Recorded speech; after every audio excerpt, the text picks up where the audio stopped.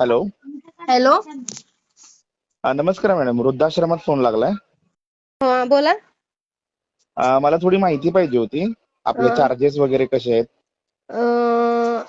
Sir आपण कुठून आहात? मॅडम मी पुण्यावरनं बोलतोय. ओके. आपण म्हणजे काय शेती करता, जॉब वगैरे काय? नाही, मी जॉब करतो, पण शेती वगैरे आहे आम्हाला. अ, ओके ठीक आहे. आमचा पत्ता कोणी दिला तुम्हाला? आणि माझे एक फ्रेंड आहेत, त्यांच्या अच्छा. रेफरन्सने मिळाला मला. ओके. हा. बोला. कोणाला म्हणजे घेऊन येणार आहात अ, तिकडे? नाही, माझ्या आईसाठी विचारत होतो मी. ते मग तिथे फॅसिलिटी वगैरे मला त्याबद्दल माहिती पाहिजे होती. म्हणजे सोय वगैरे कशी आहे तिथे आपल्या इथे? सर, तुमच्या घरामध्ये जी सोय आहे ना तशीच आमच्या इथे आहे. तुम्ही येऊन बघितलं तरी चालेल. नाही, थोडी बेसिक माहिती दिली तर बरं पडेल. म्हणजे म्हणजे कशाबद्दल माहिती पाहिजे? जेवणाबद्दल, राहण्याबद्दल, जेवणाबद्दल किंवा उठण्या. राहण्याबद्दल कसं आहे तिथे? सर, आपल्या इथं जे हे वृद्धाश्रम आहे ना, हे जवळपास 5 एकर मध्ये आहे. ओके. इथं बाकीची जी सोय आहे, संडास, बाथरूम म्हणा, बेडरूम म्हणा, वैयक्तिक बेडरूम आहे, बेड स्वच्छ, रूम सगळी क्लीन आहे. तुम्ही येऊन बघितलं तर तुम्हाला उत्तमच, म्हणजे खूपच छान वाटेल. ठीक आहे, मग मॅडम आपले चार्जेस किती आहेत? नाही सर, आम्ही चार्जेस वगैरे काही घेत नाहीये. नाही, पण मला माझ्या रेफरन्स मध्ये तुम्ही मित्राने नंबर दिला, त्याने हा. सांगितलं की चार्जेस वगैरे आहेत, पे घेतात म्हणून ते. नाही सर, आपण एकही रुपया घेत नाही.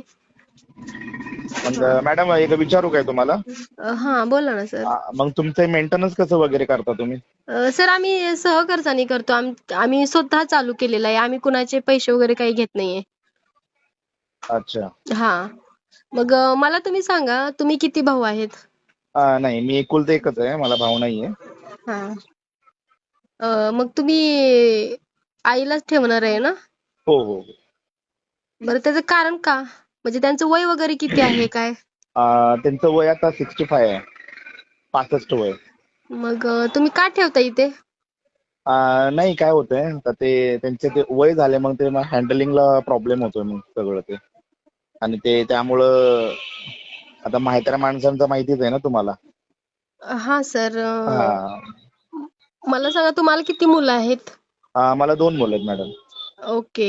आणि बायको? बायको एकच असते ना. ओके. ठीक आहे.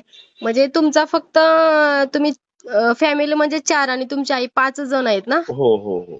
मग तुमचं स्वतःचं फ्लॅट, घर, जागा काय? आहे आहे ना आहे. स्वतःच आहे. हा, आमचा 3 BHK चा फ्लॅट आहे. ओके. इथं धनकवडीमध्ये आहे.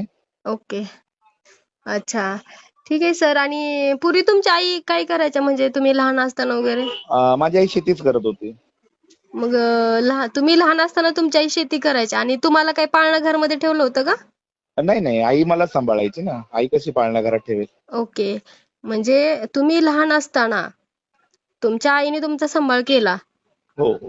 म्हणजे तेव्हा तुम्ही आईला जड झाला नाही. म्हणजे तुम्हाला आता आई जड व्हायला लागली का? तसं नाहीये मॅडम, कसं आहे हा. आता आईचं वय झाल्यामुळं बायकोचं पण पटत नाही, मग त्यामुळं उगाच भांडणं होणं हा पण प्रकार होतोय. मग आणि जर एक मीही मिनिट बाहेर असतो कधी कधी. एक मिनिट. हा बोला.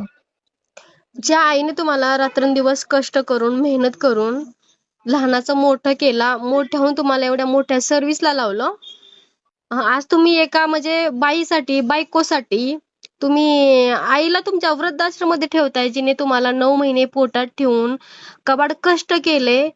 म्हणजे त्या कष्टाची तुम्हाला जरा पण जाणीव नाहीये का सर? नाही नाही मॅडम, तुम्ही बोलताय ते समजतंय मला. हा. मॅडम, तुमचे चार्जेस काय असेल ते पे करतो मी. नाही हवं नाही, तर आत्ता चार्जेस वगैरे आत्ता तुम्हाला नाहीये. फोन पे मारतो मी, काही नाही टेन्शन नाही, नाहीये. आम्ही पैसेच घेत नाहीये सर. फक्त मला तुम्हाला एवढं सांगायचं आहे, तुमचा 3 BHK फ्लॅट आहे, तुम्हाला 25 का 30 एकर म्हटला, तेवढी शेती आहे. मग हे शेती जी आहे, तुम्ही स्वतःच्या कष्टातून शेती घेतलेली आहे का तुमच्या आई वडिलांनी घेतलेली शेती आहे? नाही नाही नाही, ते आई वडिलांच्या थ्रू आम्हाला आलेले आहे ते. म्हणजे शेती हे नोकरी सुद्धा तुमच्या आई वडिलांनीच लावली. शेती ते तुमच्या आई वडिलांचीच आहे. आणि तुम्ही बायकोसाठी तुमच्या आईला वृद्धाश्रम ठेवताय. जरा तुम्ही स्वतःला लाजा की थोडं तरी. मॅडम, तसा नाहीये प्रॉब्लेम. कसं आहे, हा. आता म्हाताऱ्या माणसाचं पण आहे ना थोडंसं हँडलचं बाबा, म्हणजे आम्हालाही थोडंसं फ्रीडम मिळत नाही. कुठे जायचं म्हणल्यावर होत नाही ना, मग मग आई असल्यामुळे आम्हाला कुठे जाता येत नाही. अहो त्या पूर्वीचा विचार करा ना, की ह्या वयात म्हणजे जेव्हा तुम्ही लहान होता तेव्हा माझ्या आईनं माझ्यासाठी किती काही काही म्हणजे कष्ट उचलले असतील. आ तुम्ही तो विचार का करत नाही? अहो तुम्ही तर त्या लहान लेकरं आणि म्हातारी माणसं हे एकाच म्हणजे मेंदूचे असतात, कळलं का? तुम्ही त्यांना उलट लहान लेकरासारखं जपायला पाहिजे. अहो आईचं महत्व तुम्हाला माहित आहे का? आणि तुम्ही आज बायकोसाठी आज तिला तुम्ही वृद्धाश्रममध्ये ठेवताय. जरा थोडं तरी लाजा. पूर्वीची माणसं बघा. हो हो हा मॅडम, बरोबर आहे तुमचं. हा मग आणि तुम्ही तुमच्या पैशाचा जोर दाखवताय का तुमचं पे करतो पण तिथं ठेवा. हे चुकीचं आहे सर. असं नाही तुम्ही बोलायला पाहिजे. एक वेळेस तुम्ही बायकोला दापा. बायकोला म्हणा माझी आई इथंच राहणार आणि तू तिची सेवा सगळी केली पाहिजे. तुम्ही कष्ट करताना ठीक आहे, पण बायकोचं कर्तव्य आहे सासूला तुमच्या आईला सांभाळणं. हा त्या आईच्या ठिकाणी तुम्ही बायकोला ठेवा बरं वृद्धाश्रममध्ये. तिला कसं ठेवणार मॅडम? का आईचा सांभाळ करा ना तुम्ही. अहो अहो ती तुमच्याकडे अहो एवढा अफाट अहो पैसा आहे मॅडम तुमच्याकडे. मॅडम दुसऱ्याचं घर सोडून आले ना ती, असं कसं सोडणार तिला? अहो तुम्ही तिनं दुसऱ्याचं घर सोडून आली म्हणून तुमच्या आईनं कष्टाने केलेली एवढी मेहनत आज तुम्ही तिच्या हातात सोपवताय का?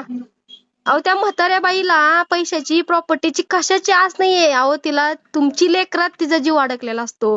तुम्हाला म्हणजे आपल्या स्वतःची मुलं म्हणजे त्या म्हाताऱ्या माणसालाच माहिती आहे ते अंतःकरणातून त्यांचं काय त्रास होत असेल ना. एक लेकापासून जर आई तुटत असेल त्या आईलाच त्रास माहिती असतो. तुम्हाला काय करणार होय? आज आले 4 मिट्ट्या मारल्या ते बायकोचं तुम्हाला प्रेम दिसतं. आईचं प्रेम दिसलं का तुम्हाला? तिनं पूर्वी किती कष्ट उचललेला आहे. आज त्या आई बापांनी तुम्हाला जन्म दिला म्हणून तुम्ही हे दुनिया बघताय. हा विचार करा ना जरा तुम्ही. एका आईचं तुम्हाला खूप होय लागलंय का जड? एखादी घरामध्ये बाई ठेवा ना नाही नाही धुणं कसं भांड्याला. आहे, बरोबर आहे, पण याने कसं होईल, आई पण बिना टेन्शनची आणि भांडणं बघणार नाही आणि बायको पण व्यवस्थित राहील हो, बाकी काही नाही. अहो हे सगळं माणसाच्या हातात असतं. घरातल्या बायकांना कसं ठेवायचं. कुठं मेंटॅलिटी आहे नुसता पैसा पैसा पैसा पैसा सगळं नाही हो सर. माणुसकी जपा माणुसकी आणि माणसं सोडा. आपल्या आईला माणसं जपणं झाले तर विशेष वाटतं. एवढे पैसे तुमचे, एवढी शेती, एवढं घर तुमचे जाळायचेत का? त्या ठिकाणी घरात म्हातार माणूस असणं हे अहो तुम्हाला काय सांगायचं. ज्यांच्या घरात आई वडील नाहीत ना त्यांना जाऊन विचारा आई नसल्याचा काय त्रास होतोय त्यांना. आणि तुम्ही सरळ म्हणताय वृद्धाश्रम मध्ये ठेवायचे म्हणून. पटत नाहीये. आज त्या बायकोसाठी का त्या बायकोनं तुम्हाला असं काय प्रेम दिलेलं आहे? मॅडम तुमचं बोलणं मी समजू शकतोय. तुमच्याकडे सगळ्या गोष्टी आहेत. तुम्हाला जड नाहीये ती आई. एक बरोबर काम आहे. करा. तुम्हाला जर वाटत असेल ना की नाही तुमच्या आईला ठेवायचंच आहे तर एक काम करा. जसं तुम्ही वृद्धाश्रम मध्ये आईला ठेवता ना तर त्यांच्या आई वडिलाची जे कष्ट कमाई आहे त्यांची घर शेती पैसा ते सगळं तुम्ही अनाथ आश्रमला दान करा. तसं कसं करणार मॅडम? का? मग त्यांनी कमावलेले तुम्हाला पैसे प्रॉपर्टी ठेवायच्यात आणि तुम्हाला आई जड व्हायला लागले का? तुमचे चार्जेस देणारच ना आम्ही. आम्हाला दान नका करू. आम्हाला नका. आम्ही घेणार नाहीये. तुमचे डोळे फक्त आम्ही उघडतोय. आम्हाला दान नकोय. तुम्ही दुसऱ्या ठिकाणी दान करा जाऊन तिकडे. आम्ही तुमची आई सांभाळायला तयार आहे. पण तुम्हाला लाज वाटायला पाहिजे जरा तरी. त्यांची प्रॉपर्टी मॅडम त्यांची सगळं तुम्हाला पाहिजे पण आई वडील नको आहेत का? मॅडम असं कसं बोलताय तुम्ही? असं कसं म्हणजे? आम्ही तुम्हाला जरा इन्क्वायरी तरी करायला फोन केलाय, तुम्ही इन्क्वायरी आम्हाला नाही. सुनावताय. इन्क्वायरी नाही तुम्हाला सांगून द्यायला लागलोय. तुम्हाला पटवून द्यायला लागलोय आईचं महत्व काय. अहो त्या ठिकाणी तुम्ही बायकोला दापा. बायकोला सांगा. आज त्या बायकोच्या आईला तुम्ही 4 शब्द बोला. बघा तुमची बायको तुमच्या अंगावर नाही आली ना चप्पल घेऊन मग कळेल तुम्हाला.